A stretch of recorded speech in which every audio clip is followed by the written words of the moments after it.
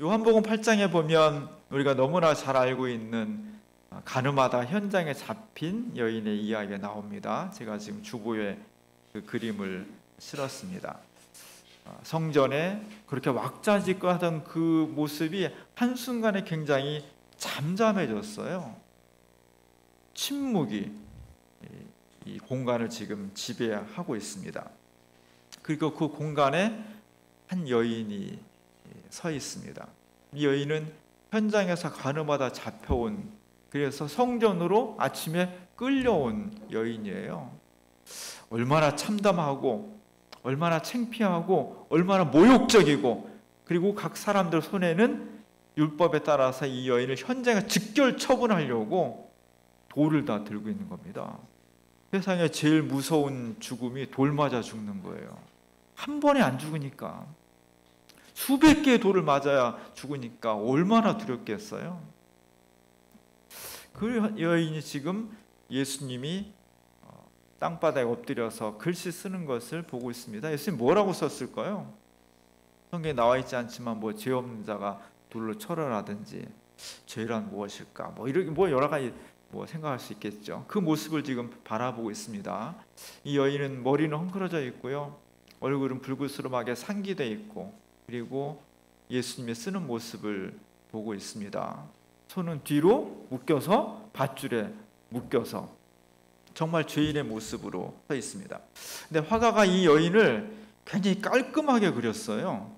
보통 이런 여인은 굉장히 지저분하고 이렇게 그릴 텐데, 이 여인만 딱 떼서 놓고 보면 죄 많은 여인이 아니라 그리스 신화에 나온 여신 같은 그런 모습으로 그렸어요. 왜 그렇게 그렸는지 모르겠습니다만, 하여간 화가 입장에서는 진짜 죄인이 누구냐, 이 사람은 현장에 가늠하다 잡혀온, 그래서 많은 사람이 지탄을 받고 지금 사형에 처해질지 모르는 그런 여인이고, 죄인으로 낙인 찍혔지만 진짜 죄인은 누구냐, 겉으로는 멀쩡해 보이지만, 겉으로는 거룩해 보이지만 실제 그 속에 죄를 담고 있는 저 유대인들이 죄인인 것이 아니냐, 이런 것을 표현해 주고 있는 것이 아닌가 생각이 들어요. 정말로 중요한 것은 예수님이 지금 땅바닥에 글을 쓰시느냐고 그러긴 했지만 여인 앞에서 90도로 지금 허리를 굽히고 있는 거예요. 사실 거꾸로 돼야 되잖아요. 여인이 예수님 앞에 90도로 제가 죄인입니다 이렇게 굽혀야 되는 것이 맞는데, 이 그림을 보면 예수님이 지금 90도로 굽히고 있습니다. 예수님은 지금 흠이 없는 분이에요. 죄가 없는 분입니다. 그 죄 없는 분이 우리에게 오셔서 죄인인 우리를 섬기고 우리를 구원하기 위해서 십자가 달려 죽으신 아주 거룩한 분이에요. 근데 지금 이 그림은 예수님이 죄 많은 여인, 죄인으로 규정된 여인 앞에 90도로 허리를 굽히고 있습니다. 이게 기독교 한 본질이에요. 죄 없고 거룩하고 흠 없는 하나님이 죄 많고 죽음에 빠질 수밖에 없는 우리에게 오셔서 우리를 섬기는 거예요. 유대인들은 그렇지 않았죠. 우리는 율법을 정확히 지키니까 우리는 의인이고, 율법을 지키지 못하는 가난하고 죄 많고 어리석은 사람들은 죄인이야, 너희는 나랑 달라, 우리는 너희랑 달라, 이런 모습이었거든요.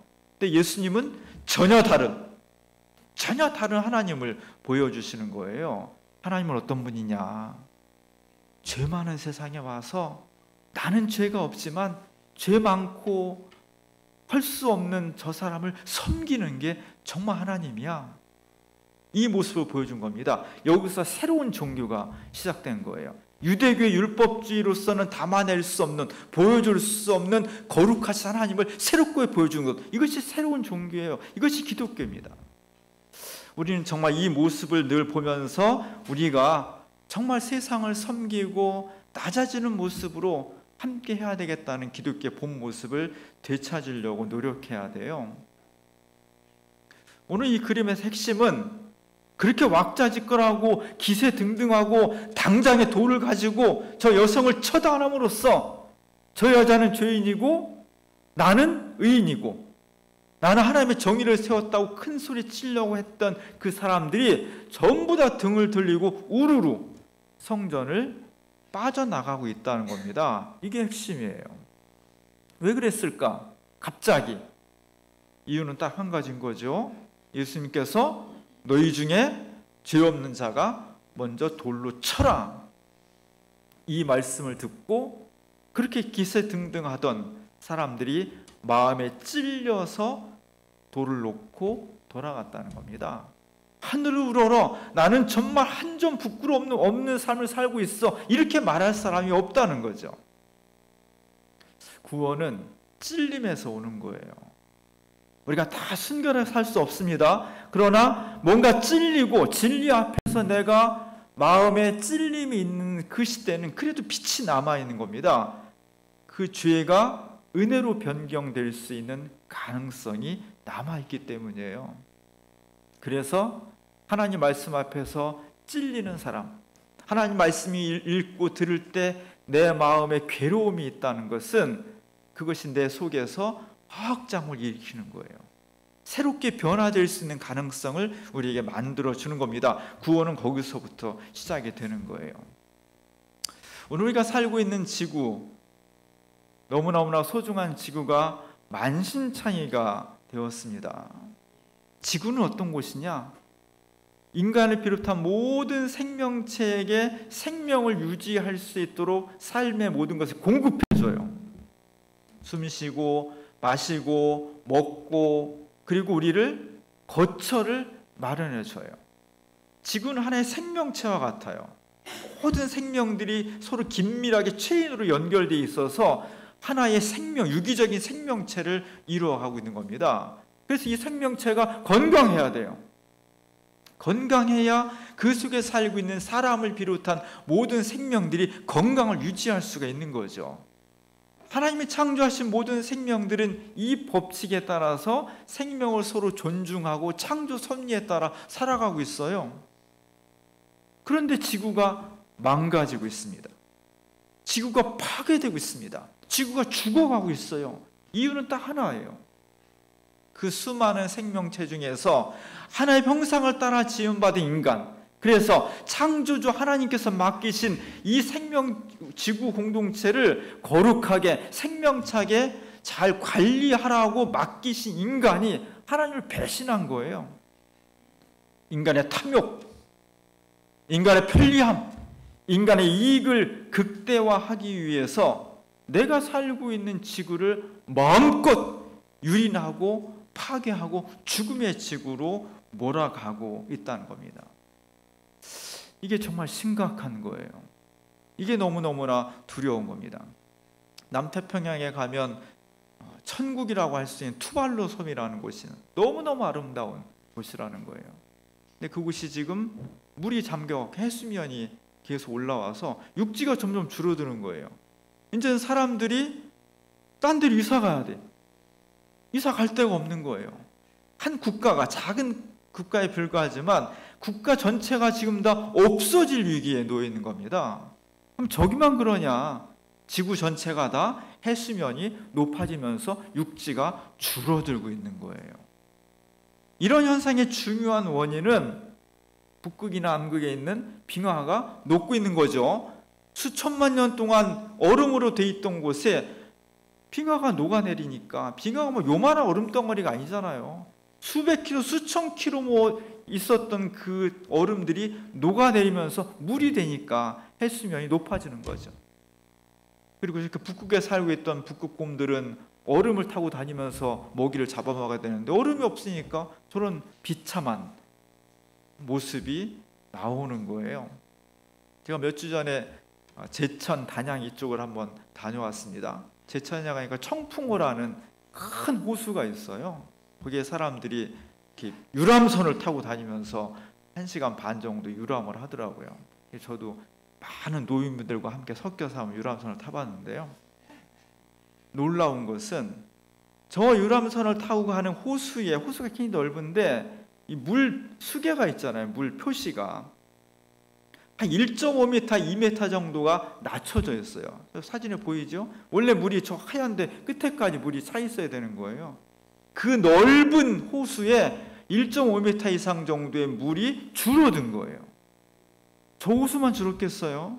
지방에 가보면 이 하천마다 물이, 지난번에 좀 비가 좀 와서 좀 나아졌지만 거의 다 말라 있어요. 바닥에 다 드러나 있습니다.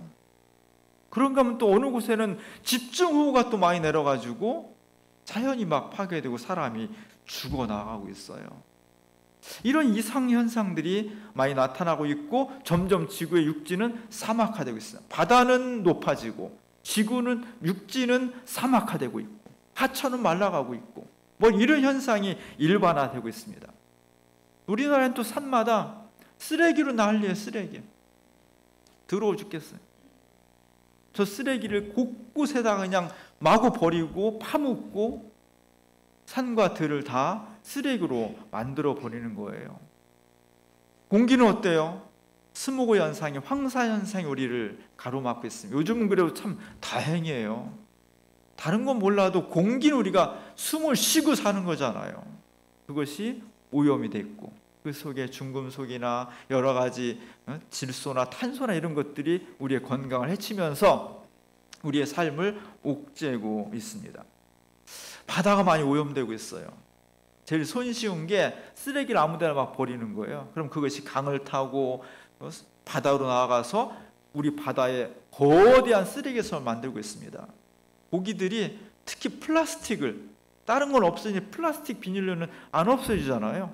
그러니까 플라스틱 물고기인 줄 알고 퍽퍽 잡아먹는 거예요. 저 고래는 배를 갈랐더니 플라스틱 6kg가 나왔다는 거예요. 얼마나 고통스러웠을까요? 얼마나 힘들었을까요? 저 고래만 그랬겠냐고요. 저 물고기만 그랬겠냐고요. 작은 물고기들은 미세 플라스틱에 또 사람이 그걸 먹어. 우리나라 사람 회 좋아하잖아요. 그게 또 우리 몸속에 다 축적이 되는, 이렇게 다 악순환이 되고 있는 거예요. 인간의 탐욕입니다. 인간의 과학기술이 생명체를 보호하고 지구를 좀 더 풍성하게 생명을 만들어 가야 되는데 생명을 파괴하는 쪽으로 사용을 하고 있어요. 우리나라의 간척, 4대강 사업 뭐 이런 것들로 어마어마하게 국토를 변화시켜 놓고 있습니다. 콘크리트로 다 깔아버리는 거예요. 멀쩡한 바다를 막아버리는 겁니다. 그리고 제방을 쌓고 볼을 쌓고 뚝을 쌓아서 자연의 흐름을 차단하는 겁니다. 그리고 우리는 거기서 쌩쌩 달리고 국토를 늘렸다고 자랑하지만 그 속에 있는 수많은 생명체들의 흐름이 단절되는 거예요. 죽음이 저곳에 찾아오는 겁니다. 오늘 권사님 기도하셨지만 후쿠시마에서 핵 연료를, 오염수를 내보낸다고 하잖아요. 핵 오염수를. 핵 오염수가 우리 사회를 다 어마어마하게 중금속화 시키는 거예요. 핵물질은요 무서운 겁니다. 그것 때문에 사람이 다 암에 걸리고 죽음에 이르는 거예요. 그걸 방류한다는 겁니다. 괜찮다고. 세계가 지금 비상에 걸렸습니다. 그리고 일본과 가장 가까이 있는 우리나라가 최대 피해국이 되겠죠. 근데 우리나라 정부는 오히려 괜찮다고 자꾸 그러는 거예요. 큰일입니다. 우리가 죽음이 언제 다가올지 모르고요. 앞으로 우리 수산물 먹지 못할 시기가 올지도 모르겠습니다. 지구 전체가 땅이면 땅, 강이면 강, 바다면 바다, 해수면 북극, 남극 전체가 다 파멸의 위기 속에 놓여 있는 겁니다. 자연적으로 그랬다면 자연은 자생의 힘이 있어요. 자연으로 그렇게 된 것은 자연스럽게 자연이 회복할 수 있는 능력을 하나님께서 주셨습니다. 그런데 이것은 자연적인 파괴가 아니잖아요. 인간의 탐욕, 이기심, 편리함, 속도, 이익 이런 것 때문에 인간이 몸담고 살아야 될 자기 집을, 생명의 근원을 마음껏 유린하고 파괴하고 있는 겁니다. 수많은 생명체들이, 수많은 지구의 모습들이 지금 아파하고 있습니다. 신음하고 있어요. 그것을 보면서 인간은 어때야 돼요? 마음에 찔려야 돼. 내가 조금 더 이익을 내기 위해서, 내가 조금 더 편리하기 위해서, 내가 조금 더 빨리 가기 위해서 지구를 파괴하고 있구나. 나의 작은 행동이 고래가 죽어가고 있구나. 북극곰이 죽어가고 있구나. 산림이 파괴되고 있구나. 쓰레기가 양산되고 있구나. 나의 모태인 지구가 마음껏 유린되고 있구나. 이러다가 죽겠구나. 나는 오늘 괜찮다 하더라도 우리 자녀들, 우리 손주들은 정말 무서운 세상을 맞이할 수밖에 없겠구나. 그게 내 책임이로구나. 이런 찔림을 당해야 된다고. 마음에 찔려야 된다고요. 근데 우리는 너무 덤덤한 거예요. 찔리지 않는 인간, 찔리지 않는 시대는 구원의 가능성이 없는 거예요. 찔리는 역사가 일어날 수 있기를 원합니다. 초대교회에, 우리 교회의 원초인 초대교회에 구원의 바람이 불었어요. 처음에 예수님이 돌아가신 다음에 전부 다 절망 속에 빠져 있었습니다. 근데 부활하신 예수를 만나고 그리고 오순절을 통해서 성령의 강림을 경험한 사람들에게 새로운 역사가 일어났습니다. 구원을 받아야 돼. 구원을 증거해야 돼. 우리는 절대로 절망적이지 않아. 새로운 역사를 해야 돼. 이 바람이 일어났습니다. 그리고 사람들에게 하나님의 말씀을 전하기 시작했습니다. 그 말씀을 듣고 그 말씀을 들은 사람들의 반응이 오늘 37절에 기록이 되어 있습니다. 그들이 이 말을 듣고 마음에 찔렸다는 거예요. 예수님이 우리를 구원하시러 오셨는데, 우리를 구원하시기 위해서 흠없은 분이 허리를 숙이고 죄인인 우리를 섬기기 위해서 이 땅에 오셨는데, 우리는 그 사랑을 받는 것보다 그를 십자가 달매다 죽였다. 우리가 죽였다. 이 말을 듣고 사람들은 그게 무슨 말이야 하고 아무런 느낌도 없는 사람도 있었지만, 또 일부의 사람들은 마음에 찔렸다는 겁니다. 이 찔림이 구원의 출발점이에요. 이 찔림이 개인을 새롭게 하고 역사를 새롭게 하는 겁니다. 그리고 그들이 와서 베드로와 다른 사도들에게 이렇게 말하는 겁니다. 우리가 어찌할꼬? 우리가 어떻게 했으면 좋겠어요? 우리가 이렇게 마음에 찔리는데, 양심의 가책을 받는데 우리가 어떻게 하면 좋겠습니까? 라고 묻는 겁니다. 우리가 살아가고 있는 지구, 하나님이 창조하신 지구를 보면서 찔리지 않는 사람은 구원의 길이 없는 거예요. 우리가 어떻게 하면 되지? 이런 우리가 다 죽는데, 우리 자손들에게 더 엄청난 파괴적인 지구를 물려줄 수밖에 없는데 우리 어떻게 하면 좋지? 우리 어찌할꼬 해야 되는 겁니다. 그래야만 거기서 구원의 작은 길이 열리는 거예요. 구원은 이 물음에서 시작하는 겁니다. 오늘 38절에 보니까 다 같이 한번 읽어보겠습니다. 베드로가 이르되 너희가 회개하여 각각 예수 그리스도의 이름으로 세례를 받고 죄 사함을 받으라. 그리하면 성령의 선물을 받으리니. 어떻게 하면 좋겠습니까? 어찌할꼬 하고 알고 때만 하는 사람들에게 베드로와 제자들이 내린 처방은 성령을 받으라는 거였습니다. 성령이 우리를 새롭게 하고 성령을 통해서 우리가 죽어가는 시대를 새롭게 살릴 수 있는 힘을 얻을 수가 있다는 것입니다. 어떻게 하면 지구와 우리의 미래를 살릴 수 있을까? 어떻게 하면 우리가 숨쉬고 먹고 안주하고 살아가는 지구가 더 이상 파괴되지 않고, 어떻게 하면 우리의 사랑하는 자녀들에게 이보다 더 나쁜 지구를 물려주지 않을 수 있을까? 더 좋은 지구 생태계를 물려줄 수 있을까? 성령을 받아야 한다는 것입니다. 성령은 어떤 분이냐? 생명의 영이에요. 성령은 기적만 행하는 것이 아니라 정말 하나님께서 창조하신 생명을 보듬고 그를 구원하고 살리는 영이 성령입니다. 성령 받았다고 하면서 지구 생태계에 무관심한 사람, 맨날 그냥 천국만 바라보는 사람, 이거는 제대로 된 성령이 아니에요. 성령 받은 사람은 내 탐욕을 줄여야 되고요, 내 이익을 숨겨야 되고요, 내가 편리하고 내 속도를 줄여야 돼. 불편한 삶을 살아야 되고요, 기꺼이 성령의 이름으로, 성령의 힘으로 내 손해를 감수해야 돼요. 그것이 영의 힘이에요. 기독교 환경운동은 여기에 정체성이 있는 겁니다. 일반 환경운동은 그냥 사람을 살리고 사람의 편리함을 위해서, 사람을 영속하기 위해서 살아가지만 기독교 환경운동은 이것이 성령의 역사예요. 성령이 역사하지 않고는 이루어질 수 없다는 것입니다. 성령이 역사하지 않고는, 성령이 충만하지 않고는 이렇게 자기의 탐욕과 불편함과 느린 것을 넘어설 수가 없다는 거예요. 그래서 우리는 우리 가운데 성령의 오심을 간구해야 되는 겁니다. 오늘 우리에게 생명 선교부가 지난번 부활 마켓을 통해서 이루어진 그 이익금을 가지고 책을 샀잖아요. 책을 2권을 샀습니다. 그래서 각 신도별로 지금 나눠주고 있어요. 2권씩 된 책을 각 신도별로 다 돌아가면서 읽으라는 거예요.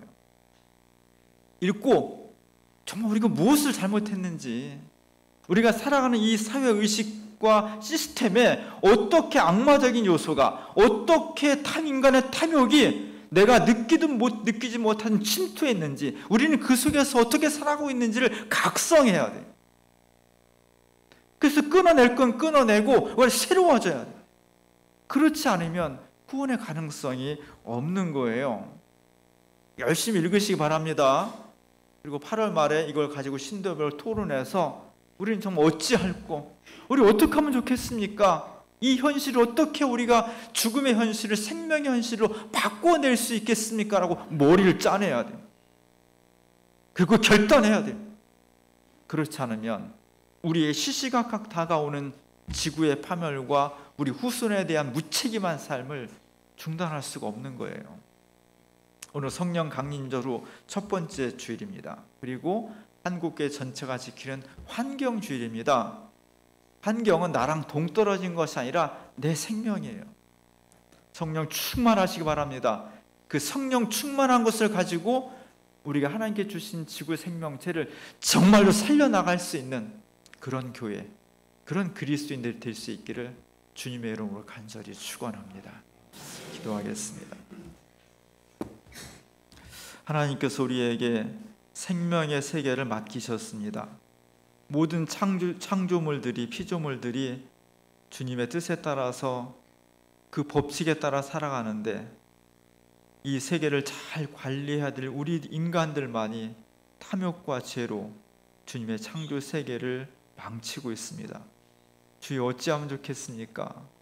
성령 충만하여서 이 현실을 몸으로 깨닫게 하시고 우리의 탐욕과 불편함을 극복해 나갈 수 있는 용기와 결단을 허락해 주시옵소서. 창조 세계를 지켜나가고 회복하는 데 앞장서는 교회, 창조 세계를 새롭게 만들어가는 그리스도인들, 성령 강림 후 첫 번째 주일과 환경주의를 통해서 이 땅의 모든 교회들이 새롭게 생명을 살려나가는데 최선을 다할 수 있도록 역사하여 주옵소서. 예수님의 이름으로 간절히 기도합니다.